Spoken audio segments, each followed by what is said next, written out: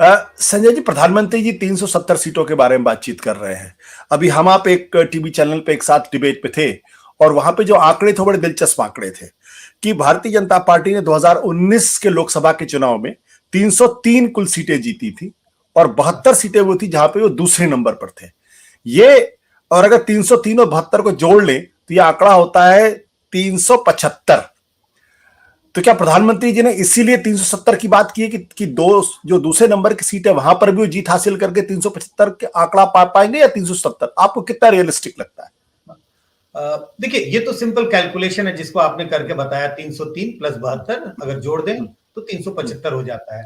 प्रधानमंत्री नरेंद्र मोदी के मन में कहीं ना कहीं दिमाग में ये चीजें तो रही होंगी कि 303 सीटें बीजेपी जीत चुकी है।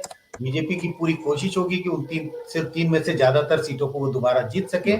और ये जो 72 सीटें हैं जहां पर बीजेपी नंबर 2 पर रही थी, इन सीटों पे पूरी संभावना है या बहुत हद तक संभावना है कि बीजेपी इन हारी हुई सीटों को जीत में परिवर्तित कर दे।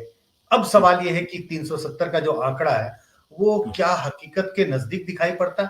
मुझे नहीं दिखाई पड़ता कि हकीकत के नजदीक है, क्योंकि अगर हम आंकड़ों की ही बात कर रहे हैं तो ये 303 सीटों में भी तकरीबन 15-20 सीटें ऐसी हैं जो बीजेपी ने 30,000 से कम के मार्जिन में जीता है।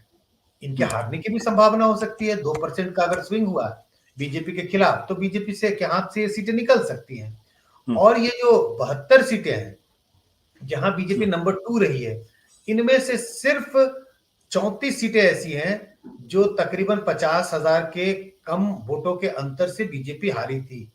बड़ी संख्या में 40 सीटें ऐसी हैं जहां हार का अंतर बहुत बड़ा था।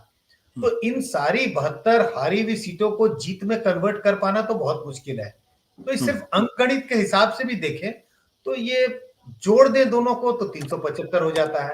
लेकिन जोड़ने के साथ हमें इस बात का ध्यान रखना चाहिए कि कुछ जीती हुई सीटें हारने की गुंजाइश बनी रहेगी और हारी हुई सारी की सारी सीटों को आप जीत में परिवर्तित नहीं कर सकते।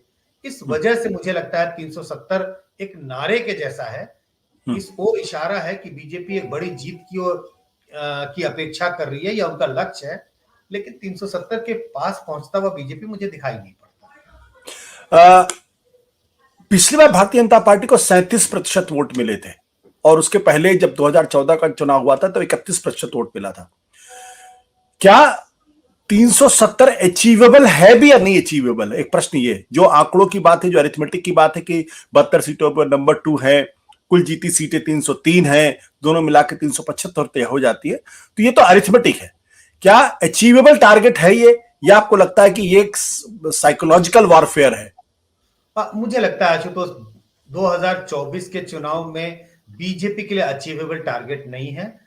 एक बिल्कुल मनोवैज्ञानिक दबाव बनाने की कोशिश है। अगर आप देखें आज से 1.5-2 महीने पहले सारी चर्चा इस बात की हो रही थी कि बीजेपी चुनाव कैसे जीतेगी, क्या स्ट्रैटेजी होगी, प्रधानमंत्री नरेंद्र मोदी का प्रभाव कितना होगा, इन सब सारी चीजों पर चर्चा हो रही थी।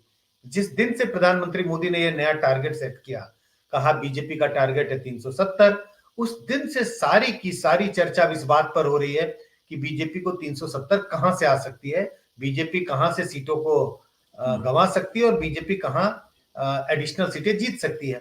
अब इस बात पे कोई चर्चा ही नहीं हो रही है कि क्या कोई इफ्स एंड बट्स भी है। मैं ये नहीं कह रहा कि अगर प्रधानमंत्री मोदी ने ऐलान नहीं किया होता तो बीजेपी के हारने की गुंजाइश होती, लेकिन कम से कम कुछ चर्चा हो रही थी। अब वो चर्चा ही नहीं हो रही है। कहने का मतलब आप अगर बीजेपी के प्रवक्ताओं को भी देखें तो वो कहते हैं जीत तो सुनिश्चित है, अब सिर्फ मामला यही है कि हम 370 के पास पहुंचते हैं कि नहीं।